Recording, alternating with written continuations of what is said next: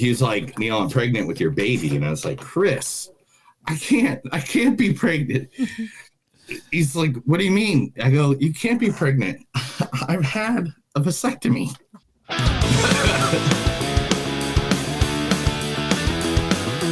It's a show by Chris and Neil with all great movies. They are the real deal. We watch them all, so you don't have to. It's movies that don't suck and some that do. Ladies and gentlemen, boys and girls, listeners of all ages, welcome to a new episode of Movies That Don't Suck and Some Do. My name's Neil. And I'm Chris. And today we got two movies that we're going to review right here for your listening pleasure. First, we will talk about the movie, The Guy with the Nose That's Really Long and Big. Yes, Roxanne. Oh, wait, Roxanne, that's the movie with Steve Martin? Yeah, I'm just kidding, because they both had big, long, fake noses. Yeah. But the one, the only, Bradley Cooper starring in Maestro. You ever take a chance? You ever take a chance in your life? Yes. I came to work for you, didn't I? You don't get to talk back. That wasn't a fucking question. Tonight You're a went piece of wrong equipment. because your menu Until you lacked run your own balance. kitchen, you say, yes, Everything was chef, designed to whatever you shop. want, chef, For what right away, shop? chef, and then you Like, shut it's the impossible fuck up. fucking like to walk You're through a fucking poison, you know that? You're a fucking infection. Get the fuck out of my restaurant.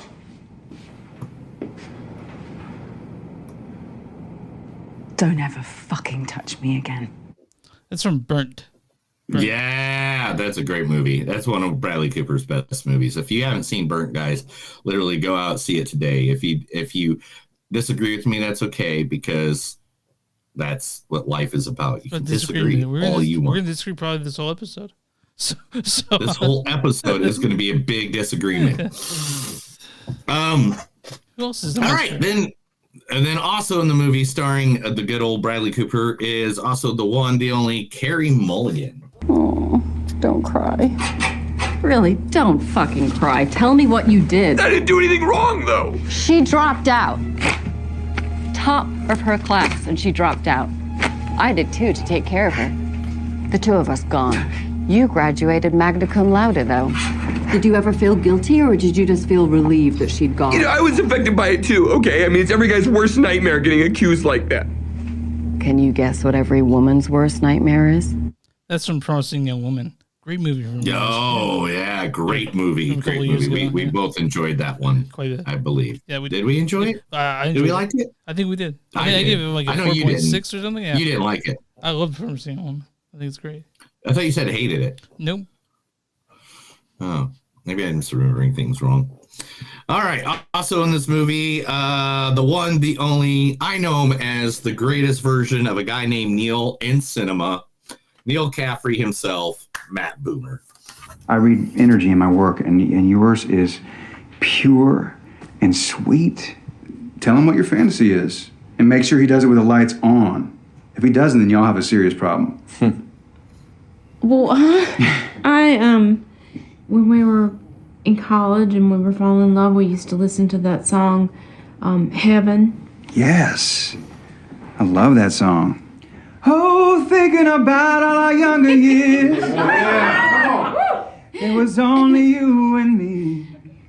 That's from Neil's favorite movie, Magic Mike XXL. No, my favorite one is Magic Mike 1. Okay. XXL was adorable because it was a road trip, and you did get the Joe Maggio dancing in in the gas station, which was great. But the story behind Magic Mike 1 actually had deeper heart. What about Magic Mike's Last Dance? What do you think about that one? I have not seen that one yet because you wouldn't do it for the podcast. Yeah, that's right. Because I had to watch the other two. All right. And who else is in this movie? One of the greatest stand-up comedians of all time, singing one of my favorite songs by a stand-up comedian of all time, the one, the only, Miss Sarah Silverman. Matt Damon. She's Matt Damon. And you know that I ain't lying. I said I'm Matt Damon. She's Matt Damon. As the insider, Pat O'Brien. It's true, the insider has confirmed that she is in fact Matt Damon. Last week when I was playing Scrabble with you online, I was Matt Damon. flew back and forth like an idiot to do your show and Regis and Kelly's show, she was definitely Matt Damon. When I told you I was Matt Damon, I was Matt Damon. On the bed, on the floor, on the towel, by the door, in a tub, in the car, against the mini bar. So yeah, that's Sarah Silverman talking about fucking Matt Damon. She was fucking Matt Damon. Yeah. I love that. That's one of my favorite songs. Fucking Ben Affleck was not as good as Not that. as good. You're right. I agree with you.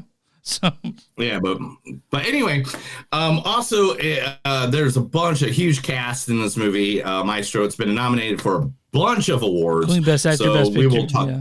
Best Actor, Best Picture. Yeah, and we'll talk all about that here in a little bit. The second movie that we are doing tonight is number one at the box office this past weekend. The one called Argylle, featuring the one, the only, my favorite Superman, Mr. Henry Cavill. I saw your murder site. Marks on and around the door show that it was forced open. And recently, there were signs of a scuffle with boot marks from 3 separate intruders, one of them heavy set. Judging by the height and extent of the subsequent damage, traces of fabric and spots of blood suggest that there was another occupant, likely female, who seems to have fought back, using a sharp and improvised weapon before escaping through the window. I'd say this was a targeted search and interrogation in which 2 women were discovered, and then my sister arrived. And you were curiously fast to arrive after her. Now, are you going to release her, or shall I? That's from Noah Holmes 2. He won't show Noah up. Holmes Tubes. Yes, because I couldn't find a good Superman one where he wasn't like, screaming or fighting. Mm-hmm. So I gave one where he sounds really smart. Yeah. Which Henry Cavill is. I mean, let's be honest. The guy is now the leader of the Warhammer 40,000 universe that's going to be happening. He's the leader of the Highlander universe that's going to be happening. He's the leader of the Witcher. Well, he wasn't the leader of the Witcher universe. That's why he quit. Yeah. Also in this movie, the one, the only wonderful Bruce Dallas Howard. Bryce Dallas Howard. You said Bruce. Oh, did I say Bruce? I'm sorry. I just look at him. I'm sorry. Sorry. Every time I see Bryce, I think Bruce Wayne for some reason. I don't know why. Bryce Dallas Howard. But Bryce Dallas Howard. Sorry, Bryce. I told you how it works. The Cullens have powers. Don't underestimate them, Riley. You'll have the numbers, but they'll be able to anticipate your every move. According to your friend? Yes, my dead friend. Laurent found out about the things they could do, and they killed him. But not before he told me. So where's that from, Neil? That is from Twilight. Did you even know that she's in Twilight? Dude, it's hard. She's a chameleon. I know. Sometimes she is. These days, now that you've, taken more light to her, or more, that we've seen her enough, that you can see her, that you're like, when you go back and watch movies like that, I was looking for clips. I was like, doesn't even look like her. I thought, I know. Yeah. And I was like, when I was looking up clips, it was like Jurassic World. And I was like, dude, I just want something that's not Jurassic By the World. And way, I kept on saying, when I watched the clip, I went back to the IMDb to confirm that was her. why would you do that? I do my research. One time it happened. All right. One time I got the wrong dude. Gosh, what a dick. Anyway, also in this, one of the most sexiest motherfuckers on the planet Earth. He's awesome. He's funny. And he makes me laugh every time he's on the picture playing Mr. Sam Rockwell. It's a lot of condoms. Enough condoms here to choke a goat. What? I don't know what I just said. Hey, you want to get out of here? What? Is it creepy? Sometimes I don't want to be creepy. Do you want to go on a date? I mean, do you want to get out of here and then go on a date? Based on what? Based on nothing? Just go on a date? Well, what else are you doing today? Fighting the urge to run away from you? I'm actually on the run, too. from creepy guys like you. Oh man, these guys wish they were as creepy as I am. International hitmen. Oh, gross, right? Oof. Nothing. Yeah, so that's him talking to Anna Kendrick from, Mr. Right, one of my favorite. I love anything Sam Rockwell's in, actually, to be honest. I don't think I've ever seen a movie. What's your favorite Sam Rockwell movie? I got mine in my head already. Probably Charlie's Angels. Moon. No, Moon's good, but that's not real. Choke. Oh, yeah, Choke's okay. Choke was a good one. I like Choke. I like Mr. Right. Loved him Iron Man 2. I love him as Justin Hammer as the bad guy. Yeah, he was in the Green Mile. Was basically that most evil motherfucker. Oh my god! Yeah. But that's the only movie that I can't really watch with him in because it's like, oh, you make me hate you so much in this movie. All right, we get 2 more people to talk about in this movie. Who else? I know Bryan Cranston being one of them. I'm the cook. I'm the man who killed Gus Fring. Bullshit. Cartel got Fring. You sure?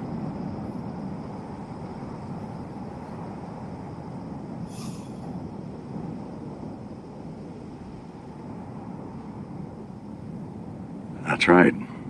Now, say my name.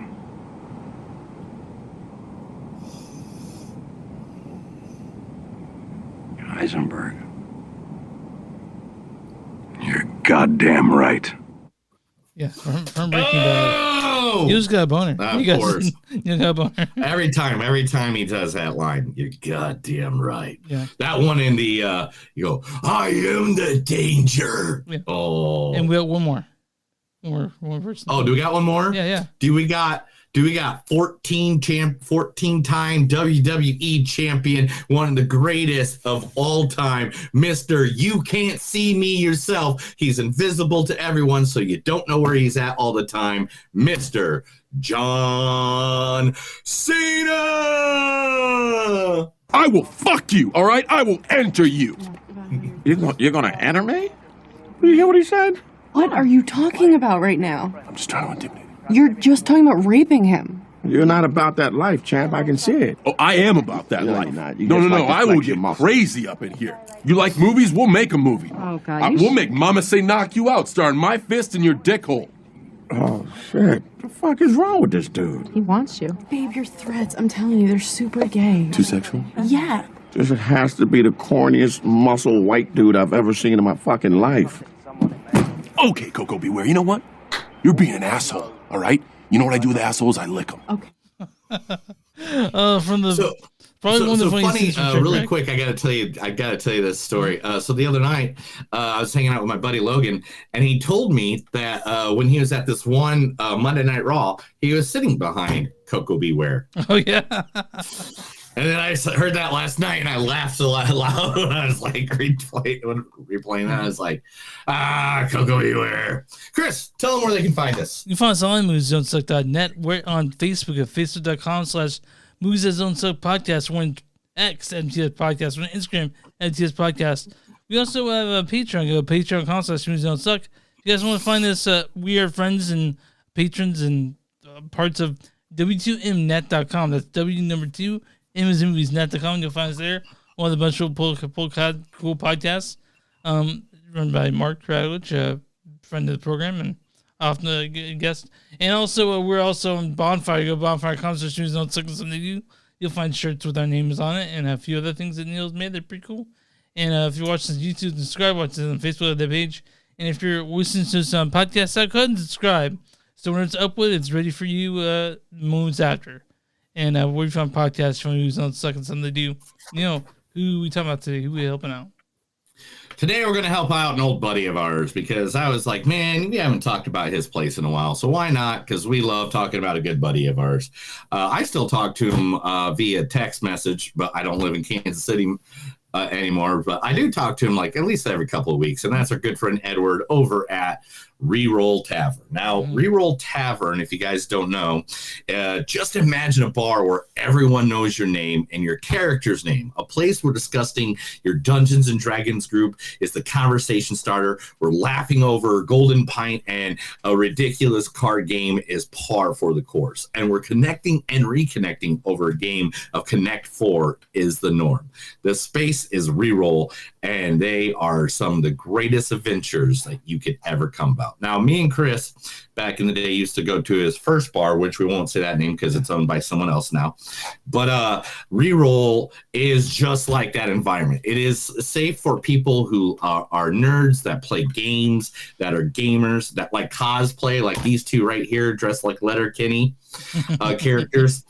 Literally, it just is normal to be geeky, have fun, go play games, talk stacks, talk nerdyisms, and the what goes into even doing something like this is just fun and ridiculous. They have over hundreds of board games, tabletop games, and such, drinks, all kinds of everything that you can possibly want. They have a membership program where you can pay a monthly individually or a yearly fee.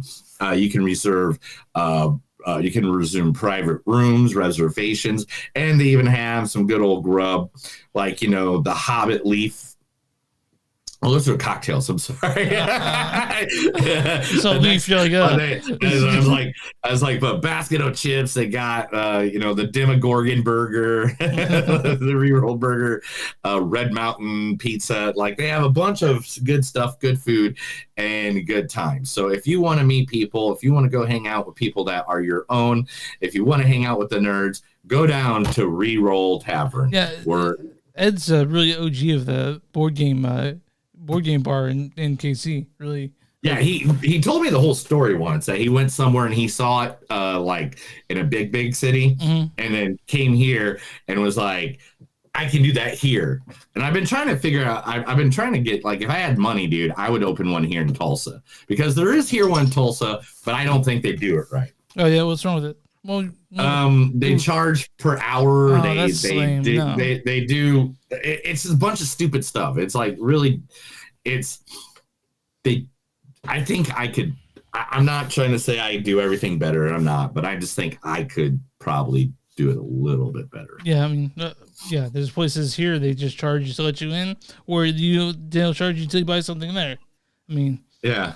So it's just like, man, there's a way to do it, and then there's a way not to do it. And I think Edward is probably one of the best at doing it. He was. You guys go back to episode 50. Edward's actually on the podcast. Yes, he is. And again, really cool guy. We love talking to him. Buddy of ours. Go support local. Go support Reroll Tavern. All right, man. You ready? You got anything else before we get into the movie talk? Or man, to be honest, I think I really need to start a wrestling podcast, because right now I'm coming up with I got a trademark. I don't have a trademark, but I have a logo that I'm working on right now. I have a theme song I'm working on right now, because I want to make sure I have the few things I need, like that. And then just turn the camera on, but start talking. But I don't know what to do exactly. Like, should I go somewhere and just open up chat and like have people talking back with me? Yeah, because it's hard, man. Like, I wouldn't be able to do a podcast by myself. I can't. That's a problem. Yeah, that's a problem. Like my buddy Logan once, he goes, "Why don't we try an episode, like start it off right before WrestleMania 40, before we leave, and then while we're at WrestleMania 40, I keep uploading videos the whole time." That's the thought. To like a YouTube show, a channel, or a Twitch channel, or something like that. And I already got the YouTube channel built. I already got several things built. Yeah. But it's also learning if I want to do it as a podcast, or if I just want to do it as a vlog, if I want to do it as a Twitch program. It's like trying to figure all that stuff out, because in this day and age, how many platforms can I be on? Right. Yeah, it's hard. I mean, how many platforms are we on right now? We're on 1, 2, 3. We're on 3 platforms live right now on 4 different channels. And then on top of that, we are also going to be on all the platforms that you upgrade, Spotify, Apple Podcasts. Do we still do Stitcher, or is that gone? Stitcher's gone, and so is Google. They're both gone. So, like, really only... It's Apple Apple Podcast, Spotify, and then all our blog. The once I upload it there, it gets thrown out everywhere else. So like most of the podcast apps that I have, it's just an aggregate of those two places where podcasts are uploaded. So it's we're everywhere. It's weird. It's weird. This whole yeah, but yeah, we're everywhere. Yeah, and we're everywhere. Speaking of what's everywhere, let's talk about Maestro because everyone will watch it. Maestro. It's on Netflix, directed by Bradley Cooper. You guys know who Bradley Cooper is. He also directed A Star Is Born, which both me and Neil really liked. I think Neil gave it a perfect score. The first perfect score in the show is for A Star Is Born. This also stars Bradley Cooper as Leonard Bernstein himself. You ever take a chance? You ever take a chance in your life? Also, Carey Mulligan as Felicia Montenegro. Oh, don't cry. Also, Matt Bohmer as David Oppenheim. I read energy in my work, and yours is pure and sweet. Tell them what your fantasy is. Also, this stars Vincenzo Amato as Bruno Zerato, Greg Hildreth as Isaac, Michael Urie as Jerry Robbins, Brian Klugman as Aaron Copeland, and this also has Sarah Silverman in it as Shirley Bernstein, Leonard's brother's sister. I know. What? Well, Oh fuck! Sorry. Don't say the fuck word. There we go. Then, but yeah, this stars a bunch of other people. It's a long movie. Neil, why don't you just read the storyline for Maestro? Maestro will tell the complex love story of Leonard and Felicia, a story that spans over 30 years from the time they met in 1946 at a party and continuing through 2 engagements, a 25-year marriage, and 3 children, Jamie Bernstein, Alexander Bernstein, and Nina Bernstein Simmons. So when this movie first came out on Netflix, I saw the poster. I'm like, God, what a fucking dry fucking movie. I thought it was going to be boring as shit. And it's exactly what it is. Are you bored by this movie? God damn, it was hard to keep my eyes open. When did you watch this? I was fucking enthralled by this movie. Oh, I had 3 people watching it all together, and we were just they're the only character we actually gave 2 shits and a fuck about this whole movie was Carey Mulligan's Felicia character. Because treat her like shit, right? Yeah, Bradley's character, he was supposed to be the star, but nothing happened. There's no scenes in this movie that made me think, oh, turmoil. There's one scene and it was all ran by Carey Mulligan. The rest of it was just him I guess I want to go see this guy and I'm going to go do this over here. See, I had a different, I loved this Maestro. I really did. I love this movie. I wanted to love this movie. Okay. I went into this movie with a positive attitude. One, because it's only been nominated by, I don't know, everybody and their freaking brother. Yeah. But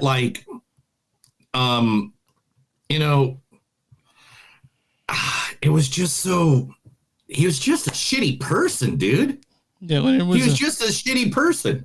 And the whole movie, I didn't know who I was rooting for. Who was I rooting for in this movie? Nobody. Everybody was a piece of shit.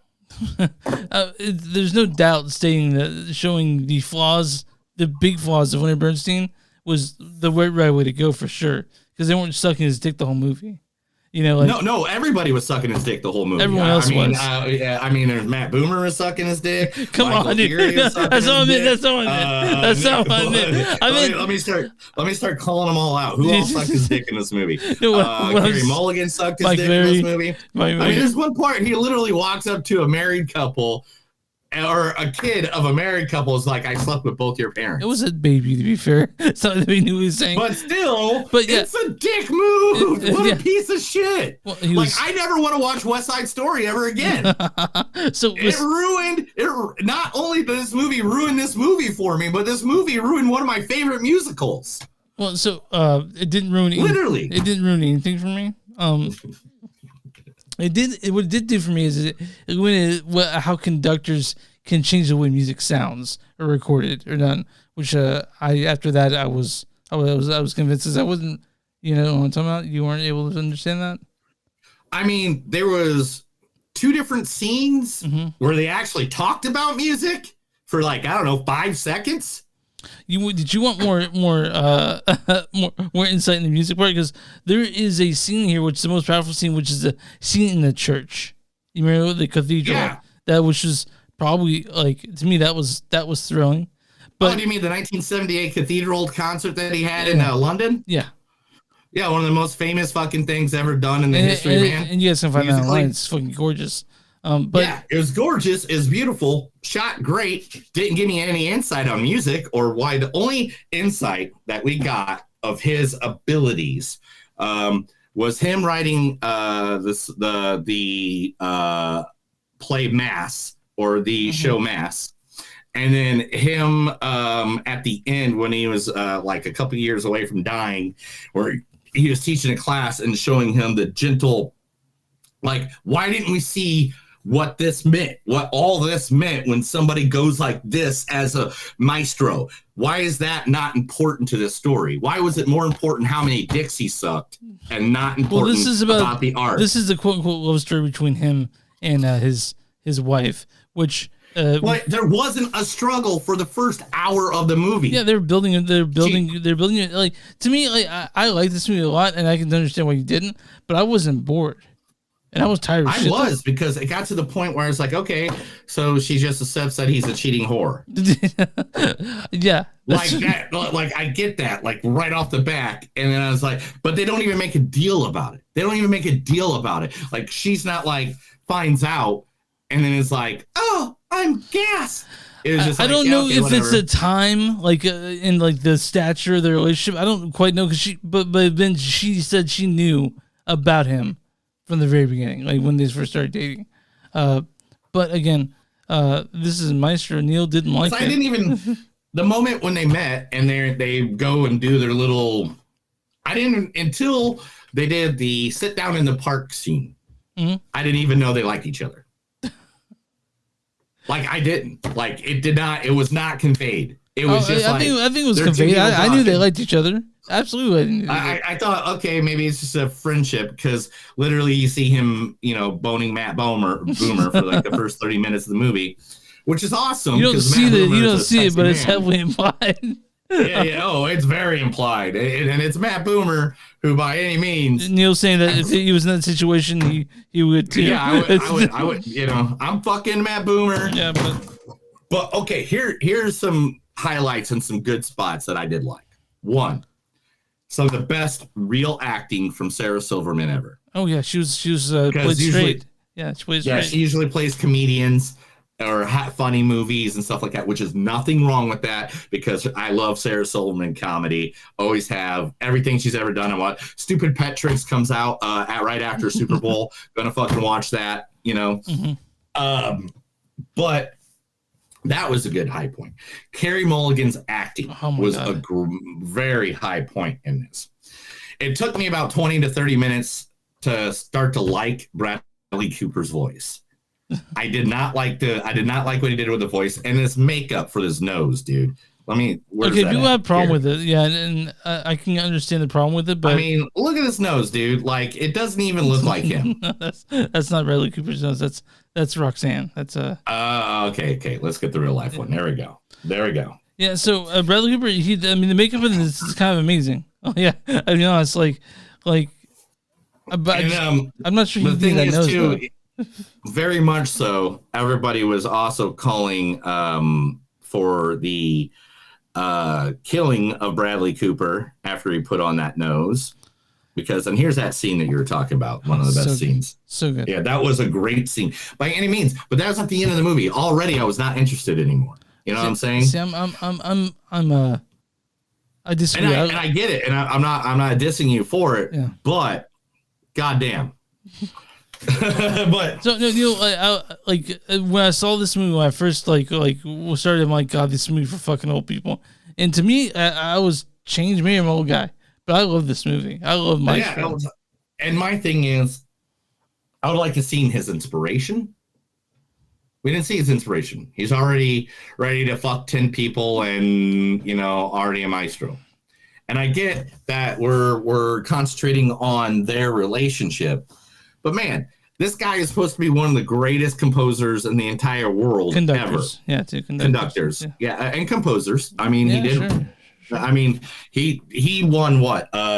Like 5 Tony Awards, 20 Emmys. Like I don't even know how many awards altogether. But like the dude won a lot of awards.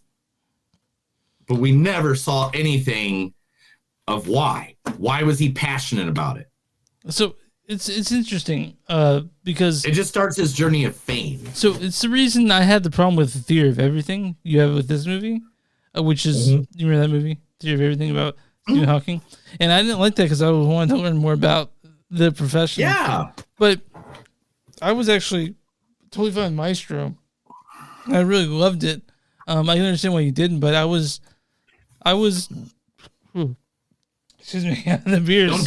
Don't die on air, dude. Come on, it's like literally. You gotta be healthy, bro. I love that. I thought it was acting. I was. It's only movie that in the past. I don't know. Most of the best Oscars that made me cry. And see, it didn't make it. It didn't hit it. I was sitting there watching it with my wife, and she's the one that like literally said to me, "Who am I supposed to care for?" Well, I mean, that's not the point of movies, right? Like, I know that every movie you have to have somebody. No, that's 100% bullshit. You know that's not true. No, seriously. You don't have to root for any. No movie needs to have not every movie needs to have a point where you love each other. Because there are plenty of movies that are full of awful people. Everyone that's always in Philadelphia are awful people. But when they are full of awful people, they're presented as awful people. And, these people were all presented as they're all the heroes. Well, no, I don't think Bradley Cooper's, or at least Leonard Bernstein wasn't shown as a hero in this. They showed the things he did with music, accomplishing things, but that just by highlighting his accomplishments doesn't mean he was a good person. And they definitely showed that. They definitely showed how he hurt Carey Mulligan's character or his wife in this. And that's what I thought was interesting. But the thing is, it just turned. Like, she didn't give a damn for like 20 years. Well, she gave it. And then all of a sudden, she's like, you hurt me the whole time. And it's like, but you knew about it. You made it very clear. You knew about everything. You made it clear. And you made it very obvious that you, like, it's like being in a polyamorous relationship. And all of a sudden you're like, oh, by the way, 20 years into your polyamorous relationship where you've gone to crazy wild orgies and whatever the hell you do, and all of a sudden you just turn to your mate and you just say, let me make my point, and you can jump in. And you turn to your partner and you just say, oh, by the way, this whole time you just been hurting me. Even though I approved of this relationship. But we can also say that she was a victim, that she felt trapped there. I mean, like, this is what happened in the relationship. Not saying it's good or bad, but that's what happened. And we can't say that's not wrong for what they did. It's whatever they want. Yeah. Man. I mean, if you want somebody that says I love you and lies right to your face, whatever. Yeah, and that was shown. And that's exactly what she did the entire relationship. Yeah. But she lied right to his face the whole time. And he did too.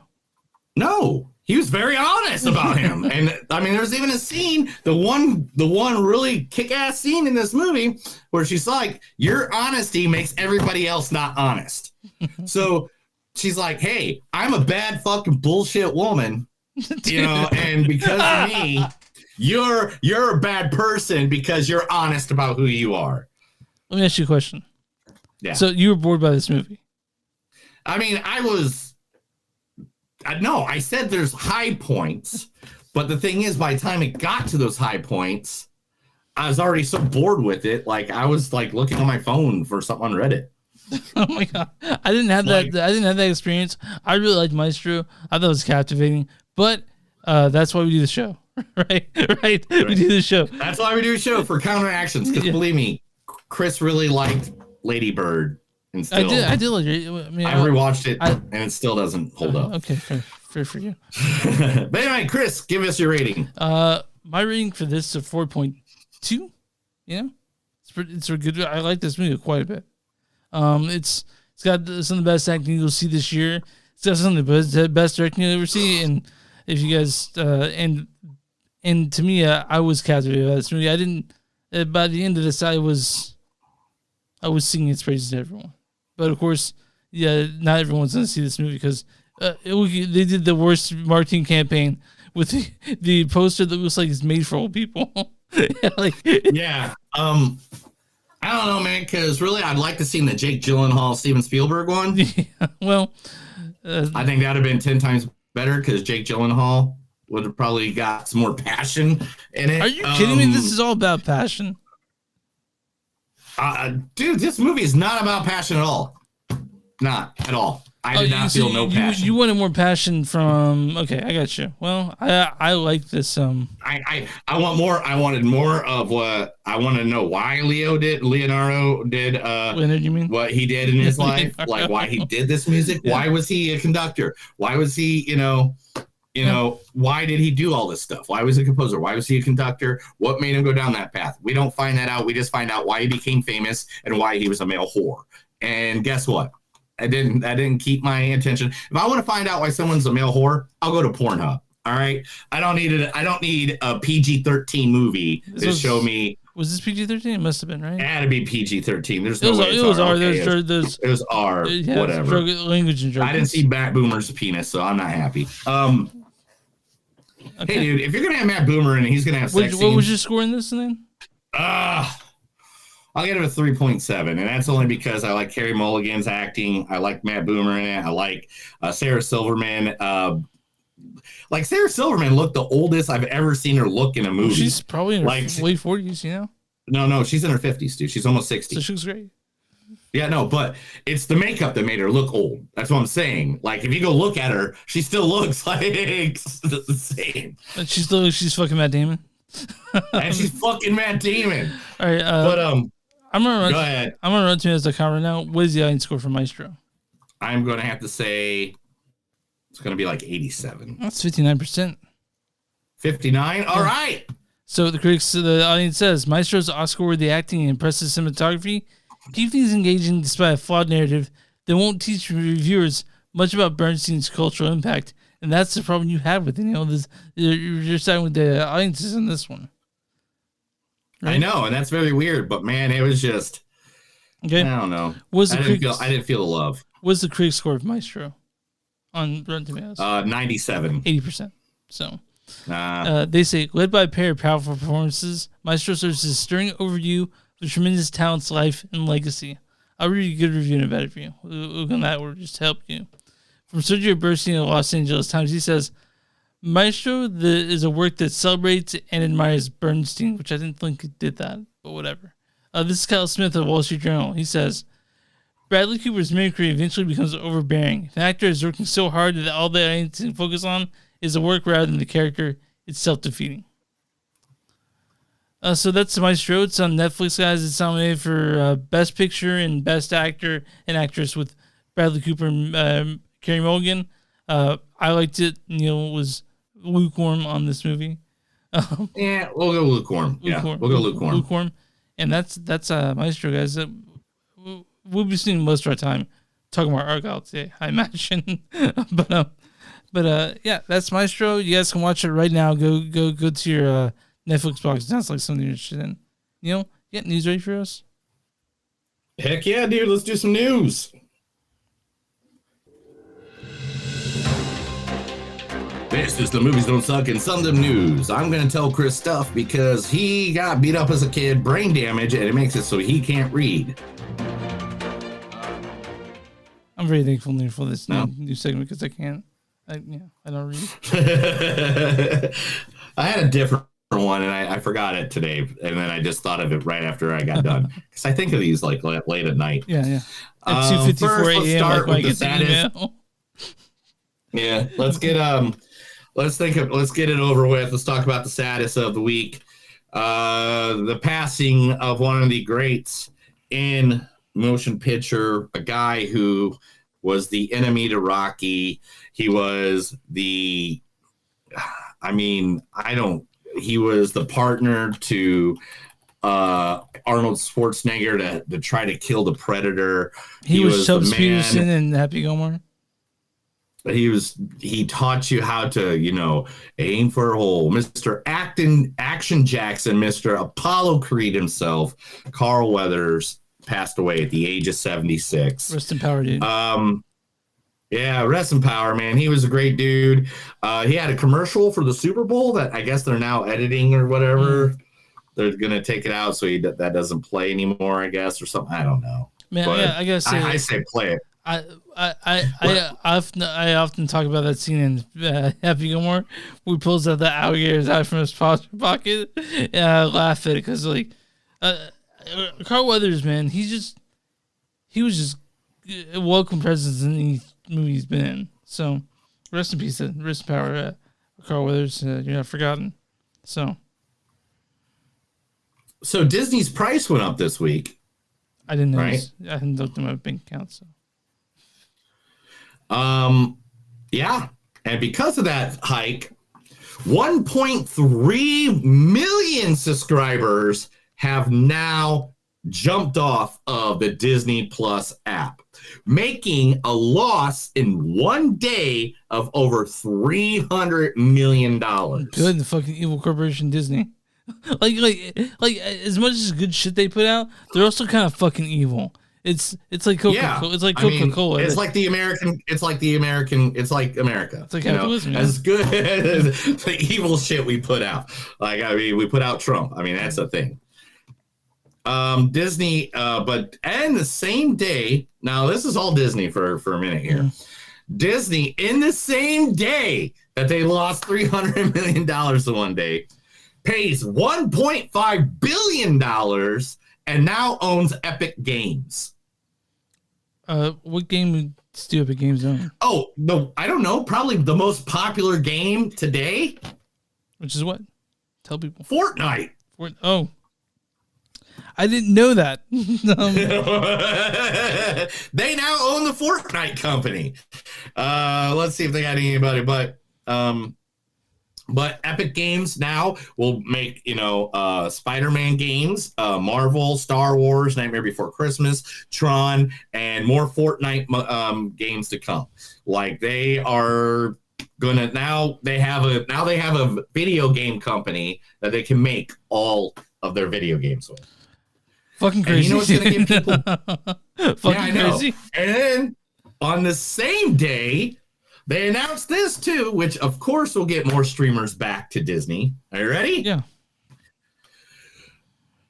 Disney Plus streaming has announced when Taylor Swift's The Eras Tours, which is the top-selling concert movie of all time, will be that made over 261 million worldwide. Let's make that roll up. After the tour made billions, probably. Yeah. And will be on the platform as of March 15th. So there's all that. And one more thing about the Disney World. Florence Pugh has revealed that they have started filming the Thunderbolts, which is the all-villain group. Like, it's their Suicide Squad. It'll be like Winter Soldier. I can't remember. She's in it, huh? Yeah, Zendaya's in it. Sebastian Stan's in it. And this is a Marvel property. Yeah. The Thunderbolts it's led by Sergeant Ross, who's going to be played by Harrison Ford. Anthony Mackie, who plays the new Captain America's in it. Mm-hmm. No, that's Captain America: New World. But Ross is still played by Harrison Ford. And so Sebastian Stan, he's playing Bucky in this? Mm-hmm. He's playing, Winter Soldier Bucky, yeah. This is going to be interesting. I wonder how, Marvel has been out of the spotlight this year, except for, I guess, Marvel. What they're basically saying is that Marvel's losing its luster, and then they say that Deadpool's never going to bring it back. But that comes out when? Like, when does Deadpool come out? July something. July, okay. Well, we're all looking forward to that. So, one more thing about Disney. Moana 2. Moana 2, yeah. Is now coming out November 2024. They dropped that little bolt of knowledge out last night. Hey, man. Remember that movie Saltburn that we reviewed? Yeah, a couple weeks ago or last week. It was a couple weeks ago. Yeah, a couple weeks ago. Last week, like a week before, whatever. Yeah. What was your favorite scene from that movie? Say a deep one. Just say something. Come on. The ending Don't make scene. it deep. The ending scene. The dancing scene. Ending scene. Okay. Well, a lot of people's favorite scene is that famous bathtub scene. And Lush's Bath Bombs has a new Saltburn bath bomb. Of course they do. Inspired by the Lush's new Salt Bomb Bath Bomb is a playful yet refined way for fans to engage with the pop culture phenomenon of the movie Saltburn without any of the controversy. The bath bomb is electrically composed of coconut milk powder, mineral-rich sea salt, and the beloved milky bath bubble bar fragrance from Lush. This movie, so guys. People can go drink other people's bath water. God, I talked to someone who said that there are two scenes that made them gag from him while they were watching it, and she said that was one of them. So, talking about awards that we all want to love, Barbie pretty much won all really big at the Grammy Awards, and so did another person that had the highest selling movie, one of the highest movies of last year. Taylor Swift makes history by winning her 4th record of the year Grammy, being the only individual to ever do that. You mean album of the year? They're two separate things. Album of the year, yes. Yeah. So album of the year. Yeah, the thing about Taylor Swift, I don't really give a fuck about the Grammys. It's not something that I really watch or care about, but I'm happy for Taylor Swift. Yeah. You know, I don't care about the Grammys. Half these critics can't even stomach me, let alone stand me. Yeah, I know. I think right. Didn't he win a Grammy? That was nominated for a Grammy. He did. Yeah, he was nominated for best album of the year with that, which I thought was funny. But good for Tay-Tay, you know. Zach Caligan wants you guys all to know that Chris Columbus is in the middle of writing, and they are working on animating a bunch of puppets so they can film Gremlins 3.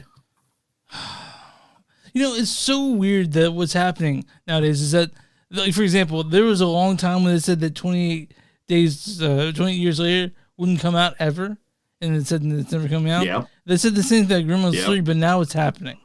So all these things they said weren't happening are now happening, and I mean, as much as I want to see 28 years later and Gremlins 3, nowadays I have a hard time getting excited about sequels. You know? Oh, you want to talk about sequels? Let's talk about sequels. Hey, remember that movie about the two girls that go to their high school reunion and they lie to everybody that they made post notes? Is this Michelle and Romy's high school reunion?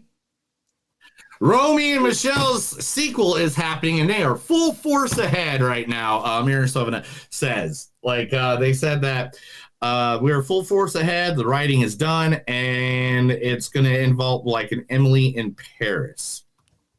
Okay, cool. I guess I don't, man. Did you like that original one? Did you see it? I mean, Romeo Michelle's high school reunion. Yeah, dude, it's funny as shit. I watch it all the time. Anytime it's on, I watch a clip, dude. And Janine Garofalo. You know who I mean? Yeah. Yeah, she is fucking hilarious in that movie. Hey, Chris, do you hate your local sports team? Yes, you do. So now, instead of watching the Super Bowl, I'm actually where your local sports team is in for, I don't know, the 4th time in 4 years. Are they hogging the Super Bowl from you? Is that what's happening? No, I'm just saying you hate the Super Bowl, and it's okay. I get it that you hate sports and you hate your team and you hate your city that you live in. Listen. I'm actually going to the Super Bowl party this year. So. Oh, you're gonna actually watch the Super Bowl? Yeah. I mean, I know how the game works. Okay. So when the ball goes into the spot, it's called a touchdown. Okay, thank you. What about when? But anyway, if you're sick of the Super Bowl and don't want to watch football this year, guys, switch over to the all-day Werewolf Marathon on ShotTV.com. Shot TV will be showing all werewolf movies for 24 hours. No Taylor Swift, no Travis Kelce. The The Wolfman will be playing Werewolf in London. Ginger Snaps, an American Werewolf in London. I love Ginger Snaps. Are just some of the movies that are going to be aired. I love Ginger Snaps. I got the show now. I watched Ginger Snaps the other night. It's good. If you want to know about Bill Shatner, there's a documentary that's going to be hitting the good old Netflix coming up soon.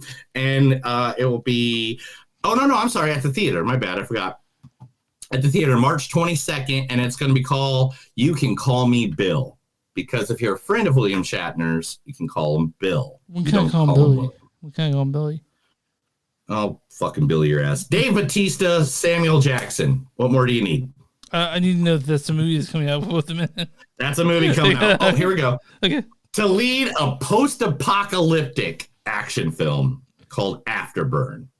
Do we need to know any more than that? I don't think. I can dig in the We'll file, definitely but be watching it. I got 100 more things to tell you about. Okay. I'm trying to go through them as much as possible. Henry Cavill in Highlander says the reboot is going to be deeper into the lore, making it more entertainment.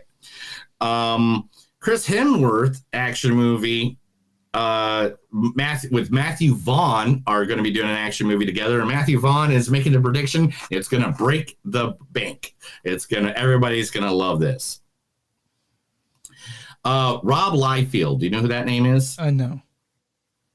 Okay, Rob Liefeld is the creator, not the creator, but the writer and artist of one of the greatest comic book people of all time, Deadpool. Okay, he's not the creator, but he's the one that makes him. He makes Deadpool. Deadpool. Yeah. Okay. Yeah, it made Deadpool. He will be retiring after 33 years of writing the character.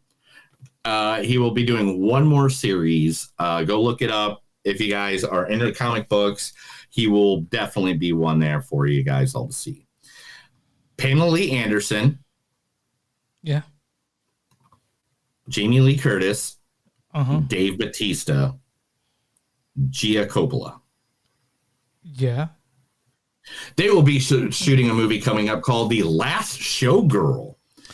Now, Pamela leads an all-star cast in an upcoming drama, The Last Showgirl, receiving praise from director Gia Coppola for her daring and heartfelt performance. Anderson's recent documentary, Pamela Love Story, everybody's hit it. And so is this a sequel? Follows a seasoned showgirl who must plan her future when her show abruptly closes after a 30-year run. So this is a sequel to Showgirls? No. So Elizabeth Berkley is not in this. And Gene Gershon's not in this. Okay. All right. No, Gia Coppola. All right, fine. Is the director. Okay, fine. Gosh, you don't listen to anything I say, do you? Jurassic World 4 is in development. That's all we know about it. The Beekeeper that was reviewed last week is literally $1 million away from beating the highest movie that Jason Statham has ever been as the lead actor. What movie is that? Was that Crank 2? The Mechanic. The Mechanic was the one. He is $1 million, and The Beekeeper will beat that. Do you like The Mechanic? Probably within the next week. Would you like more of The Mechanic or Beekeeper? Huh? Would you like more of The Beekeeper or Mechanic? No, The Mechanic was way before we even started this, bro. But which one do you like? What? Beekeeper, dude. Beekeeper's fucking badass, bro. I fucking love that movie. Let's see. What am I missing here? I know there's something really important. Oh, Tigger. Owl, Piglet. Well, and Kangaroo, right? No, not Kangaroo, but Piglet, Tigger, and Owl have all become public domain this past couple months. Is he public domain yet? Yeah, he was originally when Winnie the Pooh came public domain. Which means the trailer for Winnie and the Pooh Blood and Honey 2 was released yesterday with Piglet, Owl, and Tigger in it. It looks just as dumb and creepy as the last one. So, correctly, people hated that first one, not because it was, subversive, because it sucked apparently. But we hadn't seen it. But me and Neil might try to see this one. Yeah, definitely, probably gonna see this. Bob Odenkirk is reuniting with Nobody Rider to make a movie called Normal.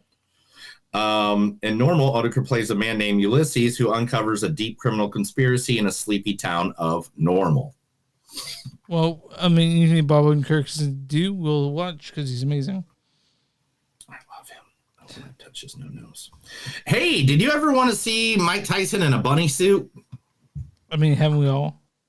Yeah, Mike Tyson to play himself in an offbeat superhero movie called Bunny Man. I mean, I don't know. like it's kind of hard for me to root on a convicted rapist. You know what I mean? Yeah. So the movie follows a millionaire superhero who wears a rabbit mask to avenge his sister's suicide. All right, good luck, I guess. And let's see here. Where do I start off? Okay. Jim Curry is going to be redoing his role as Robotnik for Sonic 3. Yeah, he said he was done. He said he was done doing it, and then he just said, "They're like, here's a bunch of money." He's like, "Okay." That's what that was. Hey, dude. Whatever. All right.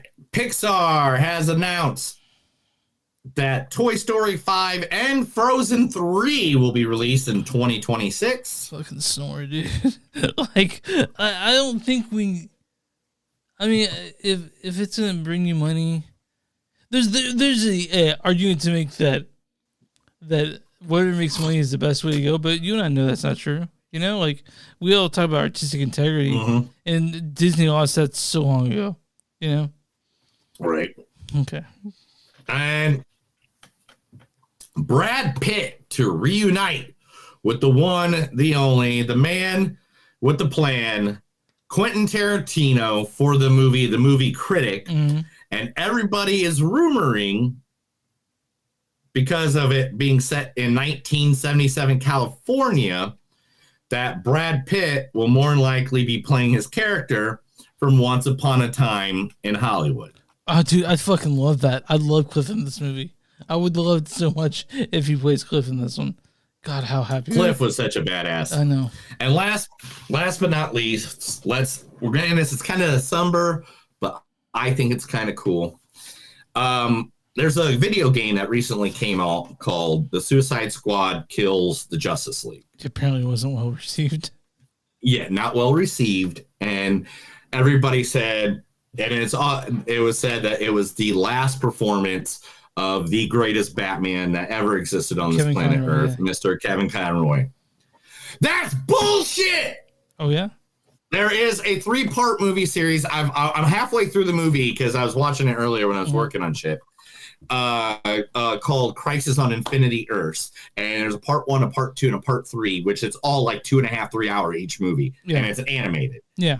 And Bat Boomer plays the voice of Flash. You know, like literally and it's a really good artistic movie. Part 3 has the last recording of Kevin Conroy doing Batman's voice. It will not. That's good to hear. And an animated movie like the part 1, I'm almost all through all the first one. Is really good. Yeah. So it's like, hopefully this is where he ends his note on. Man, Kevin Conroy. I met him, guys. He was a charm. Yeah, I want you to tell the story for people I've noticed in that episode. It's a really sweet story. All right, Kevin Conroy, I met him. When you walk up, they have little postcards, and they're like, "Hey, what do you want him to write?" And I was like, "I don't know, to Neil from Kevin Conroy." You know, like that's it. But I walk up to the table with me and my friend Matt, and we go up there, and he's like, "Hey, how you doing?" And I was like, "Hey, Kevin, I just gotta say thank you for all your work. I just want you to know every time I read a comic book, it's your voice I hear when I read a comic book." And he's like, "Oh man, you want to take a picture?"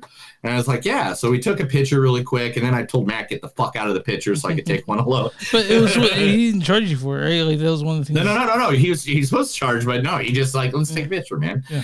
And then when we walked away, Matt looked down at the photo. He goes, "Did you read the photo?" And I was like, "No, it just says to Neil from Kevin Conroy." And he's like, "No, read it." And he goes, "To Neil, I'll always be your Batman, Kevin Conroy." Yeah. I cried like a baby. Rest in peace, Kevin Conroy. You're a god among men, and we miss you every day. So every day. Thank you, everybody. That's the news. Let's get over to the last movie. That was the movies that don't suck and some of the news. I have to read stuff to Chris because he can't do Braille on his laptop. I'm blind too. Yeah. All right, so we're talking about the biggest number one movie this week, which is Argylle, directed by Matthew Vaughn. He directed such things as Kingsman, The Secret Service, Kick-Ass, X-Men First Class, and probably were first person on the scene with a layer cake. This movie stars Henry Cavill as Argylle. I saw you on Mattyside. Bryce Dallas Howard as Ellie Conway. I told you how it works. Sam Rockwell as Aiden Wilde. It's a lot of condoms. Bryan Cranston as Director Ritter. I'm the cook. Also stars Dua Lipa's in this as LaGrange, and DeBose as Kira. Richard Gere as Director Fowler. This also stars John Cena as Wyatt. I will fuck you, all right? I will enter you. And this has a bunch of other people, including Scarlett O'Hara. But I will fuck you, all right? I will enter you. That's just in my head forever. Okay, really quick. I'm sorry to interrupt, but what if I meet John Cena at WrestleMania 40, bro? Because I'm going to be there for a whole week. I'm going to go to all these meet and greets, all these breakfasts and brunches where we get to meet the superstars. The first thing I'm going to say is like, I have a movie podcast, and my co-host cannot stop playing. I will fuck you, all right? I will enter you. I'm sure he'll laugh his ass off. He's a good dude. So I never heard a bad thing about him. Let's read the storyline for Argylle.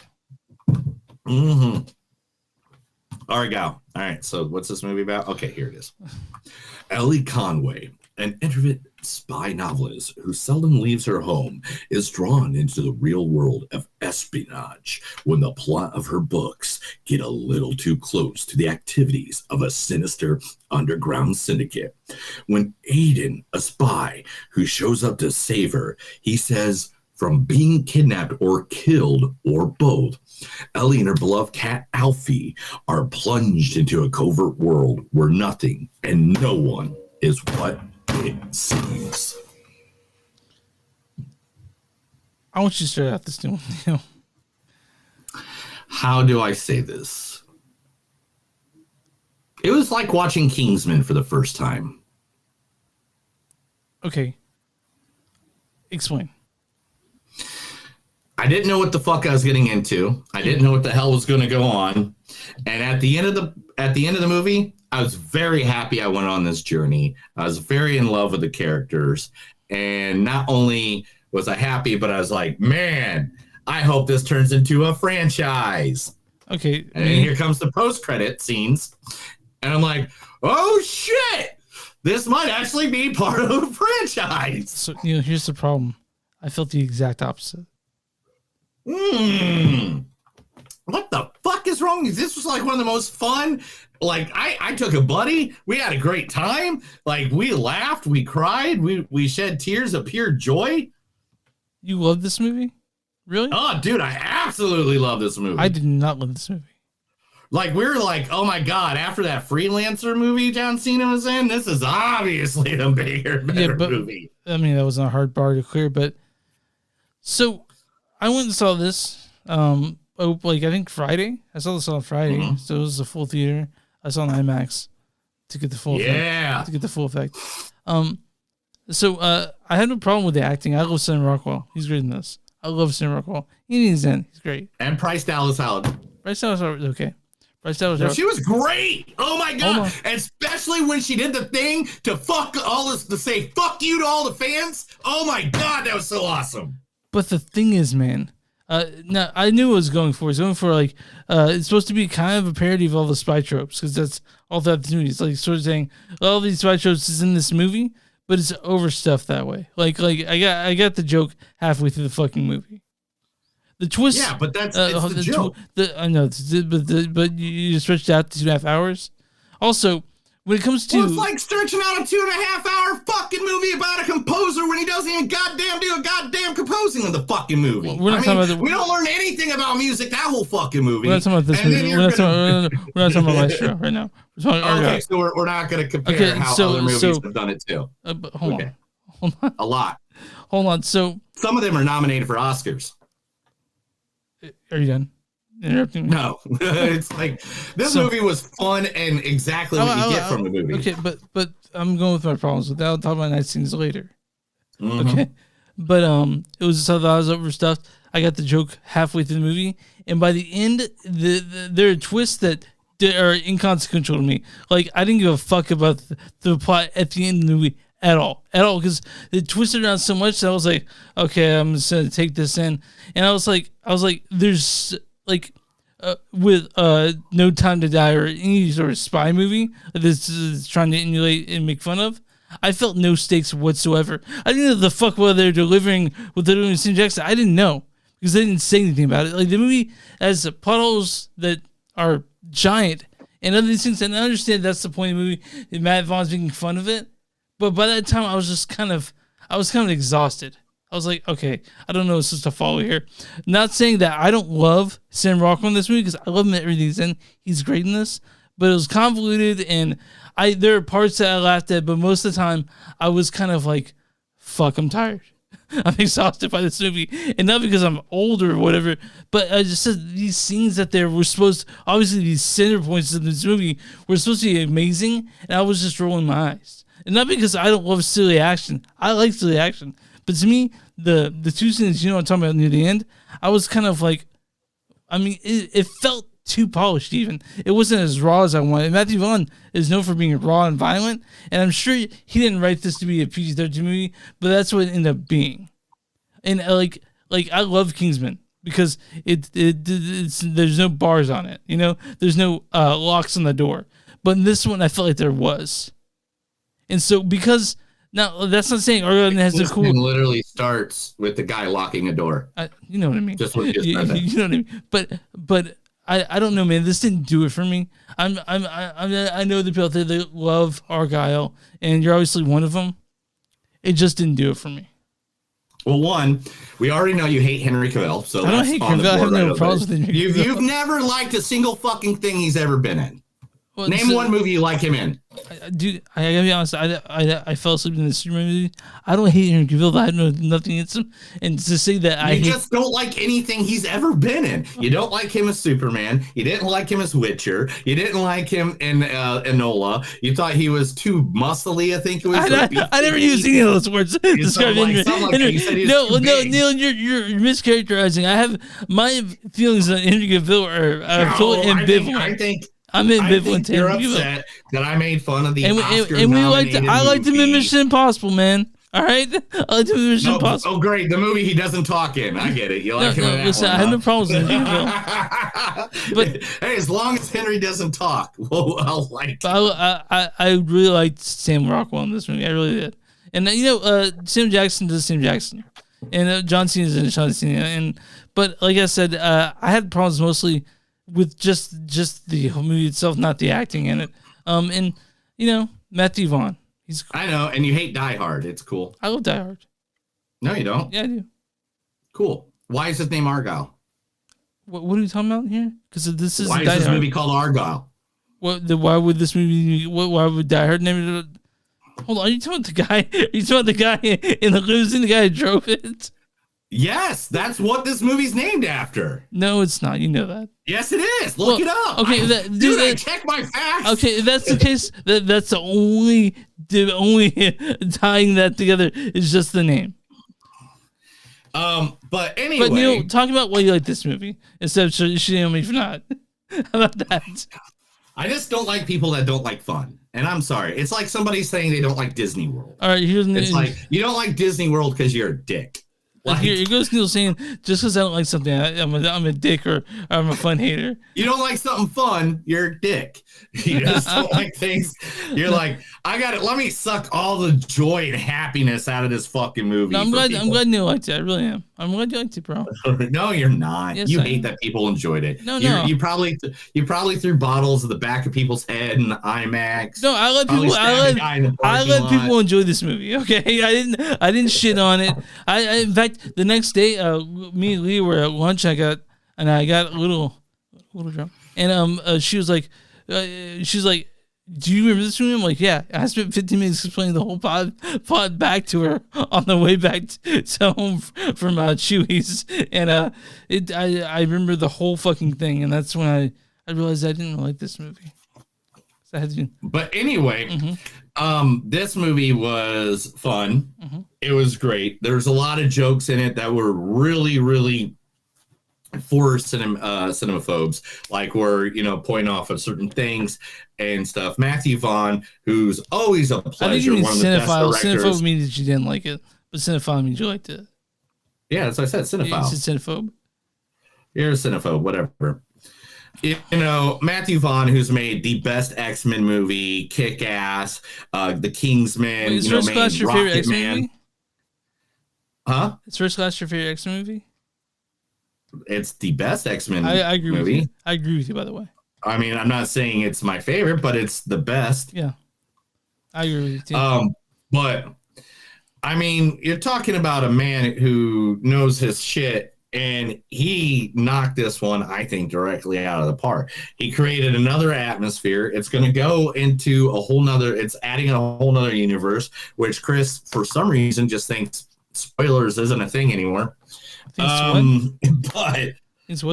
many times have you said that this is linked to Kingsman already?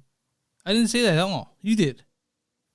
No, you did. No, I didn't at all. I said this movie reminds me of the first I didn't say it was linked at all. You did. Yeah, you did. Go back when you. I didn't say it was linked. I didn't say it was linked at all. Not Lisa. I said he directed Kingsman. I didn't say it was linked at all. No. You said something. No, I did. And if I did, I'm gonna kick it out. I'm gonna take it out of the podcast. But I'm almost sure that say anything. So nobody knows you. No, but I don't think I said it though. I don't think I did. Let me make my statement down. Stop. you remind me of people that like when I'm trying to make a point, you're like, hey, I'm not gonna let you slander me on the podcast. Nothing to do. I don't. Right. There's that thing right there. Right, that I'm gonna point go ahead, to make sure he doesn't get to his point. Okay, go ahead. Go. Yeah. Oh, no. I'm muting myself. Hey, your I'm muting curtains myself. are black, man. Your curtains are black. I'm telling you. I'm gonna go ahead. Don't mute yourself. Then what's the point of a podcast? You won't. Just don't jump in and jump on stuff that okay. when I'm calling you out on your bullshit. But I did not link this to Kingsman at all. You did twice. Anyway,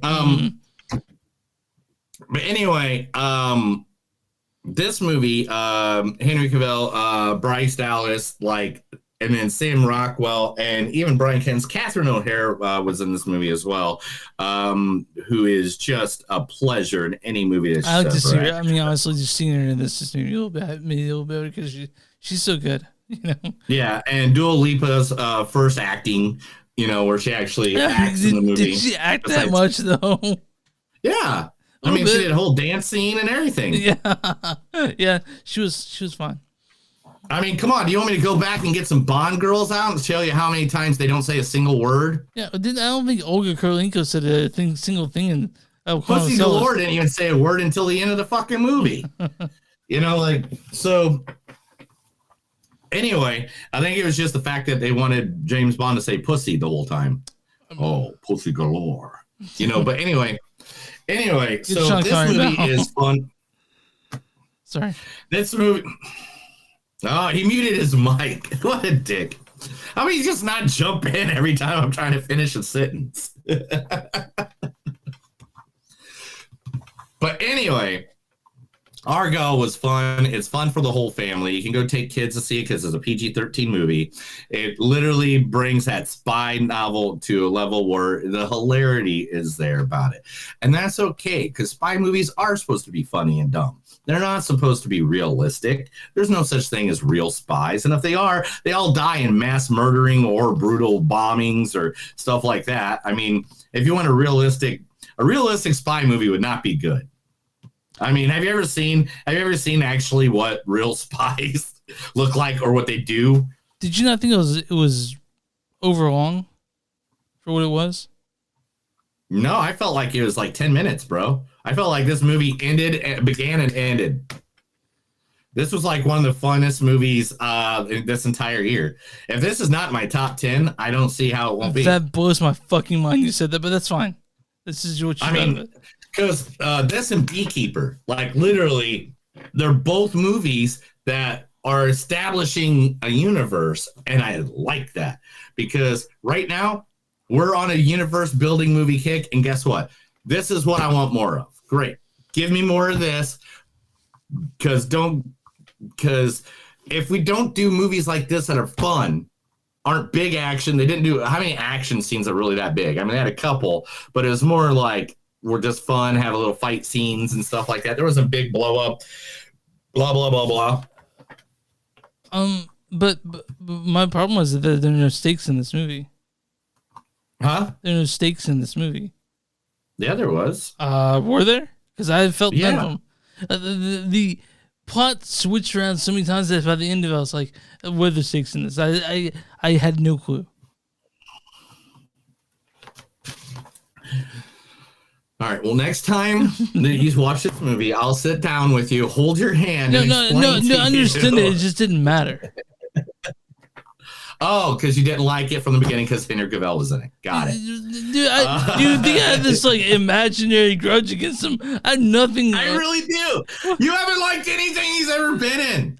I never talked shit on Henry Cavill as an actor. And the cool thing is that I know he's Superman. I know he's a super nerd, and I like that about him. But The Man from U.N.C.L.E. Do you like that? I didn't see the movie. Nah, see Immortals. I liked Immortals. Hellraiser, Hell World. I don't think I saw that one. No, that's in 2005. Okay, yeah, I didn't see that. Sandcastle. I didn't see Sandcastle. Did you? Yes. Okay. I've seen everything Henry Cavill's in because I like Henry Cavill. Okay, I have nothing against him, but if for some reason you didn't get that, that's why reason I don't like Argylle. No, it's just I didn't like the movie, but that's fine. But And you don't like anything Bryce Dallas Howard's in either. I like Jurassic World. I like the. You didn't like it. You gave it a bad review. No, I didn't. I think I liked Jurassic World. I can tell you, I didn't like The Village. You gave it like a 3.2 or something. I even like The Village, which is not a popular thing to say, but I like The Village. You didn't like The Mandalorian. I didn't dislike The Mandalorian. I liked You hated Rocket Man. You hated Rocket Man. No, both you and I loved Rocket Man, dude. No, you hated Bohemian Rhapsody and Rocket Man. No, I didn't like Bohemian Rhapsody, but I liked Rocket Man. You and I both liked Rocket Man. Oh, you hated Arrested Development. I liked Arrested Development. No, you don't. Yeah, then how did it end? I liked the first couple of seasons. That one that was on Netflix wasn't so good. Pete's Dragon. You didn't like Pete's Dragon. I didn't see Pete's Dragon. 50-50. Neil, The Help. You hated The Help. I didn't hate The Help, but Neil, what is your score on Argylle? I give it a 4.0, man. This is a great movie. I want to watch it again. I want to watch it again now. Now, because it was the production value, my thoughts on this, 3.3, 3.2. I didn't hate it. But I didn't like it either. This is 10 times more rewatchable than any other movie. Like, this is one of the most rewatchable movies of 2024 right now. It's February, so there's still time, right? I'm saying just of this time frame. I think this and Beekeeper are the two right now that are like the most rewatchable that we've watched. I'm on Rotten Tomatoes. Because like some of the movies we watched, what are some of the movies we watched this year? Oh my god, some of them are just so god awful. Huh? I don't want to go back because we just. But Neil, what is the audience score for the Argylle on Rotten Tomatoes? Your mom. That's not a valid number. Doing your mom. You know, we're straight up doing your mom. Come on. What you got? The audience is going to give it a 78%.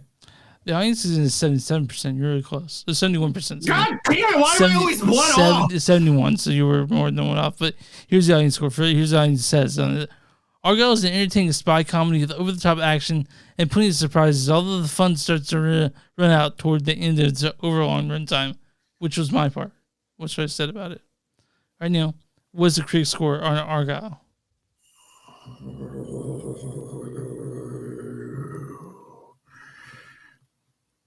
68%. 33%.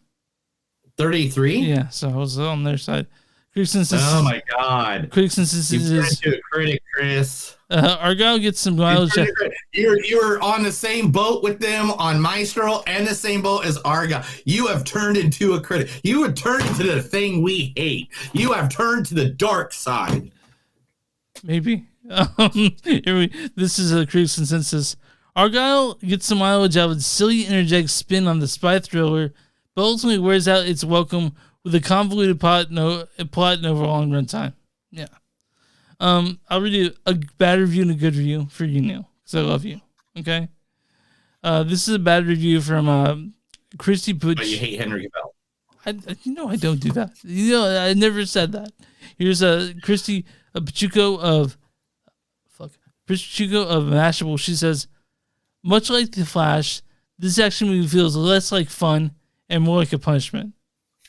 All right, and this is from Mark Commode of Commode Mario Miller's Take. He says, this is the most fun Matthew Vaughn film has been for a very long time.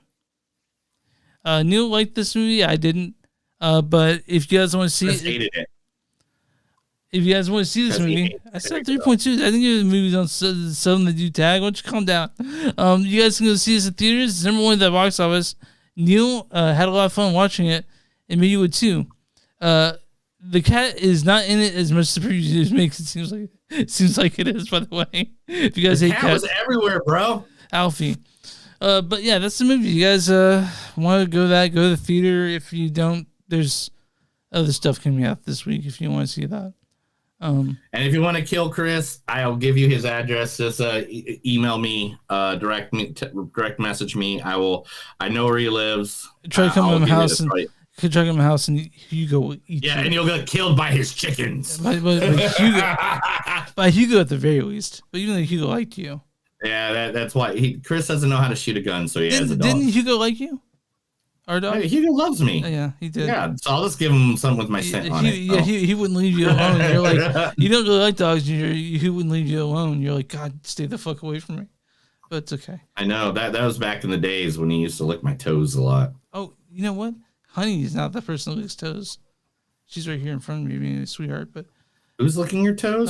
Honey, her golden retriever. Why? I don't know. She's the most like white dog I possibly have. Like everyone who's white has a golden retriever, but I love her. Anyway, Neil, next week, what are we doing? Lisa Frankenstein, right? That's something that's coming out this week. I guess that's one of them we're doing, and then we'll do the biography of Ric Flair. Is that on? Where's that? I'm just kidding. It came on to Netflix this week because they're trying to get ready to bring WWE over. Do you want to do that one, or is it old? No, it's old. It's old. It's from like 2015. Nature Boy, right? Nature Boy. They didn't, yeah. They didn't make a movie about Ric Flair. One day they will. But we're gonna go ahead and. I hope not. All right. If you want to find the stream movie, that's fine, or we'll find it. Yeah, but next week. Oh yeah, we'll look in a little bit. Lisa Frankenstein for sure. Yeah. But that's the Ella Cody's next movie. But you guys find us online, movies on suck.net. We're w2mnet.com. That's W2M is in moviesnet.com. You'll find us there along with a bunch of really cool podcasts. We're on Facebook at facebook.com/podcast. We're on Twitter at Podcast. I'm sorry, X and Podcast. We're on Instagram at Podcast. Go to patreon.com/movies don't suck. Give us a few meals, shekels. Neil can buy a value meal from Wendy's. Go to Patreon.com. I'm sorry, go to Bob.com, search your name, Movies Don't Suck, and something new. You'll find our shirts along with the cool stuff Neil's made. We're also on, if you watch this on Facebook, like that Patreon, on YouTube, go and subscribe. And if you're watching this, listening to us on the app, so subscribe so every time it's uploaded, it comes straight to you effortlessly. When we're found podcasts trying movies on something, some they do. Neil, what do for people that have small businesses? If you got a business, let us know. Give us an email, give us a message, get over to us, and we'll advertise you to our thousands of followers or millions of listeners right here on Movies Don't Suck and Some to Do. Are you good, man? You already got here? Yeah, let's get out of here. I got to pee anyway. That's another episode of Movies Don't Suck and Some to Do. My name's Neil. And I'm Chris. And remember, guys, if you want to make out with Bradley Cooper but totally hate Henry Cavill, you could be on Chris's side of these two movies today. Just kidding. We all love movies. Chris just still hates Henry Cavill. Have a good day.